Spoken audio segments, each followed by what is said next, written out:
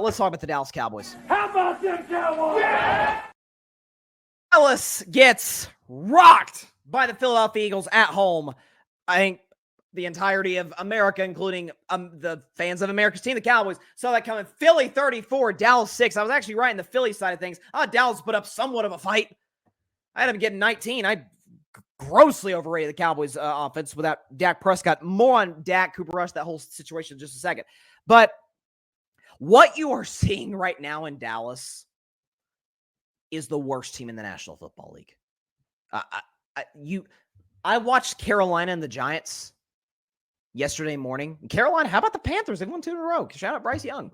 I'm not giving up on Bryce. I'm not going to do that. I see some talent in Carolina.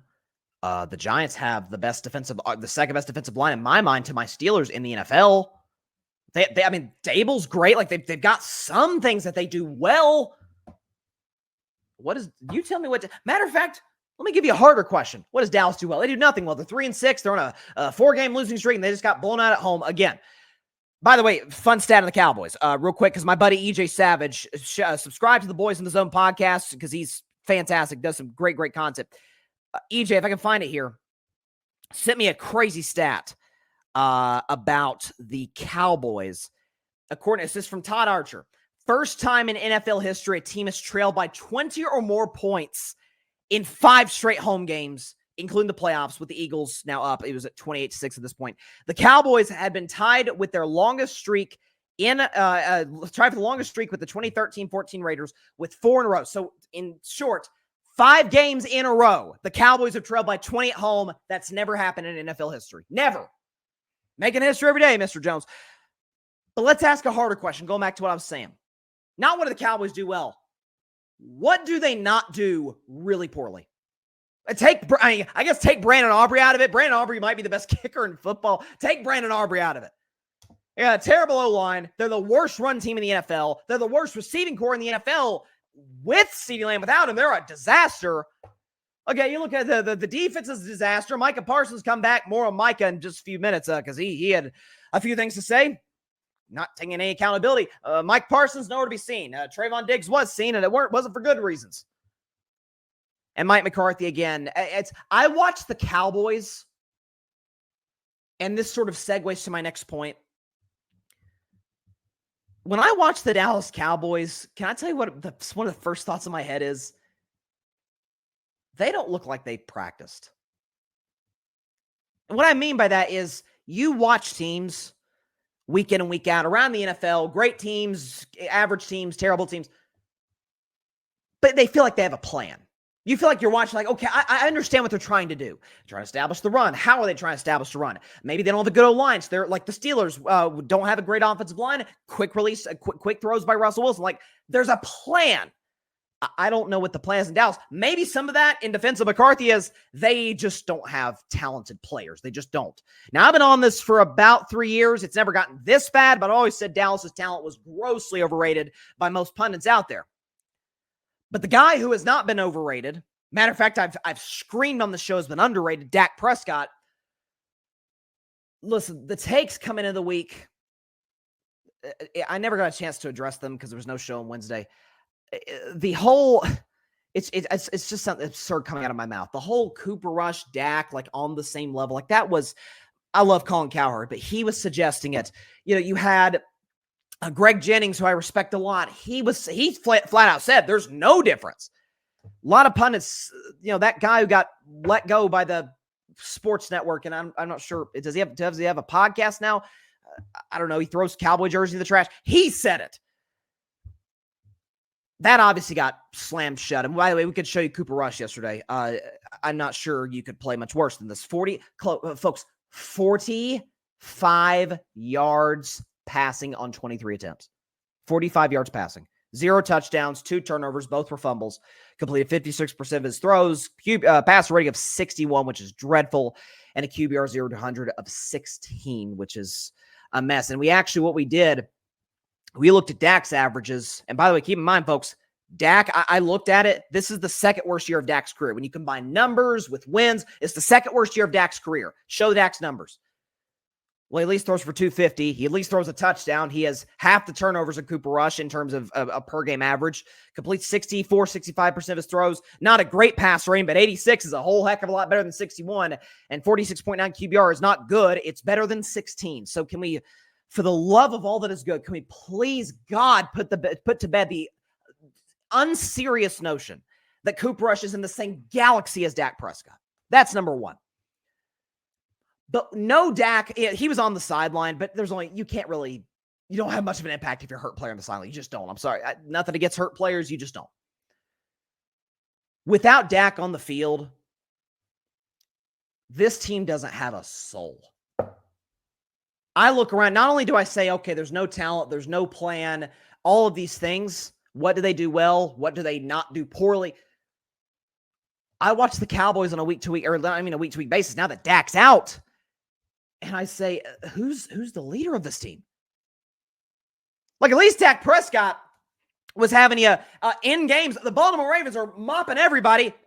Dak had you in the game against Baltimore. You had a shot to win that. The defense could just maybe get a stop for a change. He went on the road to Pittsburgh, for crying out loud, albeit that was the Justin Fields Steelers. Still the Steelers on the road, arguably the best defense in football, beat Pittsburgh with a game-winning drive. That was kind of impressive. Thrown to somebody named Jalen Tolbert. Okay, kept Dallas in games, gets Atlanta, gets some of these other good squads. I watch Cooper Rush, and it's not even an indictment of Cooper Rush. He's a backup. I'm not going to bash him. I'm going to bash those who say he's as good as Dak, but the team with Cooper Rush, I'm like, where's the leadership? Where's the soul? Where's the identity? Where is the fight in this team? You watch Dak, regardless of what your opinion is of the guy, dude fights his arse off. Week-to-week basis, Sunday after Sunday, or Thursday or Monday or Saturday, no whatever the case may be. Guys have to competing for 60 minutes nonstop. Not to say Cooper Rush isn't, but it's to say, oh, Dak stood out. I don't see that from CeeDee Lamb. I darn sure don't see it from Micah Parsons. Everybody else, they're fighting. They're just not talented. I mean, it's not harsh, but that's what I see on tape. They're just, the talent is not there. And I keep hearing week after week, Bill Belichick, Deion Sanders. Folks, Mike Vrabel suggested, these guys want to go to operations, that are serious about winning and that aren't dealing with, that aren't getting defensive about the glare of the sun in the stadium. They asked Jerry Jones. I said, Jerry, if you consider, because for those who don't know, Cooper Rush at CeeDee Lamb wide open for a touchdown in the end zone. It looked like on surface value, or first look, a pretty good throw. CeeDee Lamb could have seen the ball because the sun was in his eyes, because of how the stadium is built and where it's built. And they asked Jerry after the game, and he's like, what do you want me to do, tear down the stadium? It's like, no, you're a multi-billion, with a B, billionaire. Would it kill you to maybe tint the windows a little bit? Maybe make it a little bit easier on your on-field product, the one that's supposed to be winning Super Bowls for you, that you gaslight the fan base on every year and say that they're capable of doing. And then you hear this. I mean, Micah Parsons is asked about Mike McCarthy after the game. Take a listen to what Micah Parsons said. Mike's on the final year of his contract, so outside there's, of course, going to be questions. What's the sentiment inside the locker room, and what do you tell people who are wondering about whether McCarthy will be your coach next year? That's above my pay grade about if Mike is coaching again next year. But,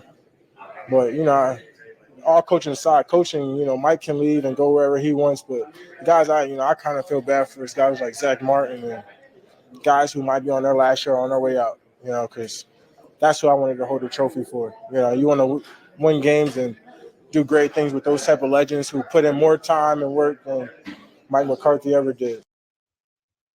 And to make matters worse, so just a blatant shot at his head coach, who, because of where the coach is at, and McCarthy's flawed, we know this, but I don't think McCarthy is who's the guy that got fired by the charge? Brandon Staley.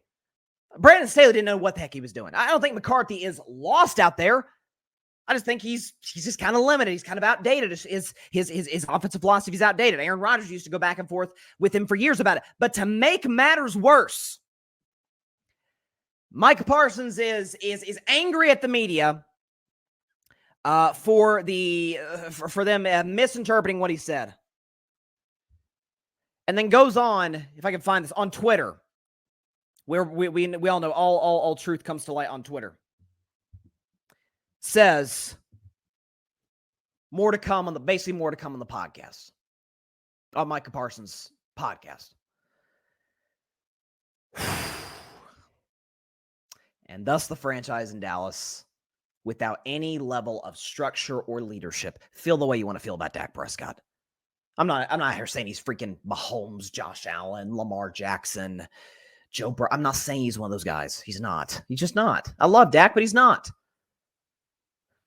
But this is why I've banged on this table for the entirety of this show since Carving Up existed back in 2019. This is a nothing burger franchise with no recent history of winning, an unserious owner who's now gotten defensive, who's only going to, what do people do when they're defensive? You ever argue politics? This is fitting given the time we're in today with the election last week. You ever argue politics with somebody, and when you or the other person gets really, really worked up, and you start yelling at each other and insulting the person, what do? You hold to those hold tighter those beliefs. You get even more defensive about it. That's Jerry Jones. And by the way, the media is not even asking him brutal questions. They're just like, the window's a little bright. It's a little bright for those players. I don't know if they can see that well. He's like, what do you want me to put a sledgehammer to Jerry World? And it makes me more mad by the day that Dak signed that extension. It's like, dude, you could have gotten that deal anywhere. Do you know how desperate teams are to have quarterbacks in this league? We know this, but just by the week, now that Dak's gone, oh my God, it's the worst team in football. It is the worst team in CeeDee Lamb. To me, at this point, their only elite player. Zach Martin can still play. The Pro Football Focus numbers will show you not even close to the same player he used to be at his peak, even though he's going, no doubt, to Canton, Ohio someday. Mike Parsons is a shell of himself, or what folks perceive him to be when I was lectured that he's in the same ballpark as Watt, Garrett, either of the Bosa. You can pick Nick, you can pick Joey, either of the Bosa brothers. Max Crosby, Aiden Hutchinson was healthy. He's a good player. So it's such a disaster in Dallas. Again, it's the worst team in football. Without Dak, it's the worst team in football. Worst team in the NFL. And McCarthy's going to be gone after this season. Jerry's only going to hold tighter as he's getting up there in age. I mean, again, it's like I said, I was referring to Joe Biden when I was talking about the election and, how Democrats are trying to get him to sit down. We all know that played out. And my thing was, okay, do folks when they're older, do they evolve more? Nothing. This is just it's a true statement. It's backed up by facts. Do they relinquish power more when they get up there in age? At least those that have had previously at one point in their life that Jerry Jones, of course, has had success. Train wreck in Dallas, Texas. There's no other way around it. Thanks so much for watching the show on YouTube, and be sure to go click that big red subscribe button and check out the other clips and full shows from Carving It Up Live, as well as our other incredible content creators here on the Grid Network.